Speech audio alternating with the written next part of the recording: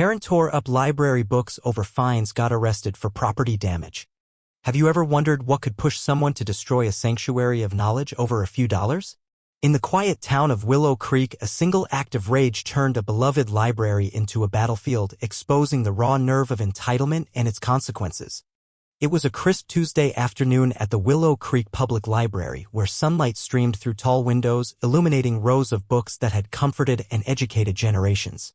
The library was a haven, its wooden shelves lined with stories, histories, and dreams. Librarian Clara Thompson, a soft-spoken woman in her 60s who'd worked there for decades, was at the front desk, helping a young mother check out picture books for her toddler. The air smelled of old paper and possibility until Karen Mitchell stormed in. Karen, a local real estate agent known for her sharp tongue and sharper demands, had been dodging a $10 late fee for weeks. The fine stemmed from a romance novel she'd borrowed and returned 3 months late, ignoring multiple notices mailed to her upscale condo. Clara had tried to reason with her over the phone, offering to waive half the fee if Karen paid promptly. But Karen's response was always the same: "I'm not paying a dime for your scam. Those books weren't even late."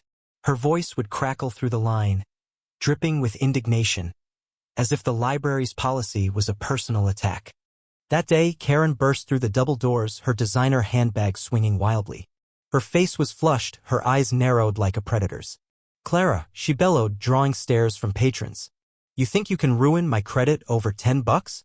I'll show you what happens when you mess with me." Before Clara could respond, Karen marched to the nearest shelf, grabbed a stack of books, classics, children's stories, a pristine cookbook, and hurled them to the floor. Pages tore as she ripped them apart, her manicured nails shredding covers like claws. Gasps echoed through the room. A teenage volunteer, Mia, froze behind a cart, her eyes wide with disbelief. Clara, trembling but resolute, stepped forward. "Karen, stop this. You're destroying public property."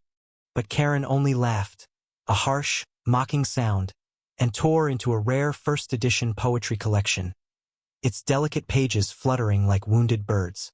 "You want to charge me? Fine. Let's see how you like this," she screamed, tossing the remnants at Clara's feet. Patrons backed away, some pulling out phones to record, others whispering in horror. The library, once a place of peace, was now a stage for Karen's wrath. Enter Tom, the library's janitor, a quiet man in his 50s who'd been sweeping the back stacks when the commotion began. Tom wasn't just a custodian, he was a former Marine with a calm demeanor and a knack for diffusing tension. He'd seen Karen's type before, people who thought rules didn't apply to them. But what no one expected was Tom's connection to the library's history. Years ago, his late wife, Emily, had been a librarian here, pouring her heart into building the children's section Karen was now destroying. Each torn book felt like a stab at her memory. Tom stepped into the fray, his voice steady but firm. "Ma'am, you need to leave. Now." Karen whirled on him, sneering. "Oh, the janitor's going to tell me what to do? Stay in your lane, old man."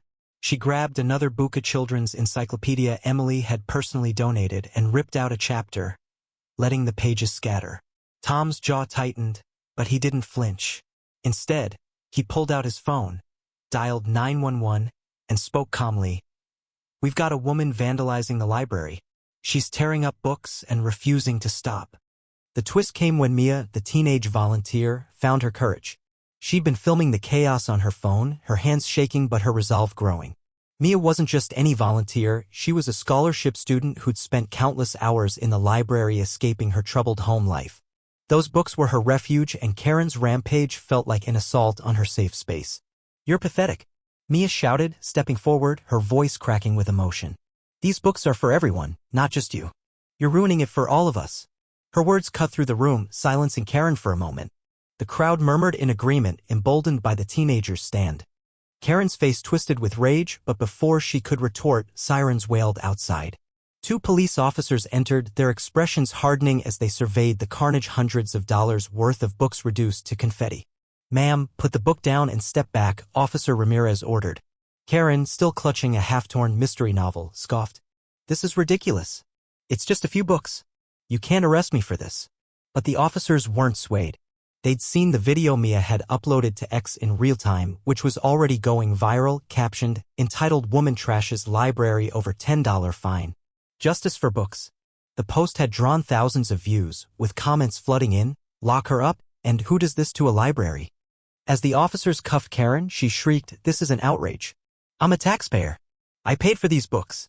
Clara, her voice steady despite tears in her eyes, replied, "No, Karen. You paid for the right to borrow them, not to destroy them." The crowd erupted in applause as Karen was led out, her designer heels clicking defiantly against the floor. The library fell silent, save for the rustle of torn pages settling in the aftermath.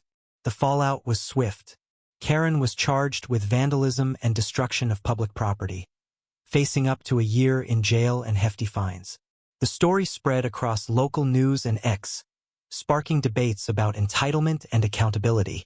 The library launched a crowdfunding campaign to replace the damaged books, raising thousands in days, thanks to Mia's viral video. Tom, quietly grieving the loss of his wife's legacy, donated his own savings to restore the children's section, earning him a quiet hero status in Willow Creek. Karen's day in court was a reckoning. She arrived in a tailored suit, her lawyer arguing she'd had a momentary lapse due to stress. But Mia's video, combined with testimony from Clara and other patrons, painted a damning picture. The judge, unimpressed by Karen's crocodile tears, sentenced her to 6 months of community service at the library, shelving books under Clara's supervision. The irony wasn't lost on anyone. Karen's real estate business took a hit as clients distanced themselves, her reputation tarnished by the #LibraryKaren. The library, though scarred, emerged stronger. Clara and Mia organized a community book drive and donations poured in from across the country. Tom, usually reserved, gave a speech at the reopening of the restored children's section, dedicating it to Emily. "This place isn't just about books," he said, his voice thick with emotion. "It's about what we share: knowledge, hope, community. No one can take that away." Karen's outburst, meant to assert her dominance, only united the town against her. The library became a symbol of resilience, a reminder that even the smallest spaces can hold the greatest power when people stand together. So, what do you think? Was Karen's punishment fair, or should the court have gone easier on her? Share your thoughts. Let's talk about where we draw the line between accountability and forgiveness.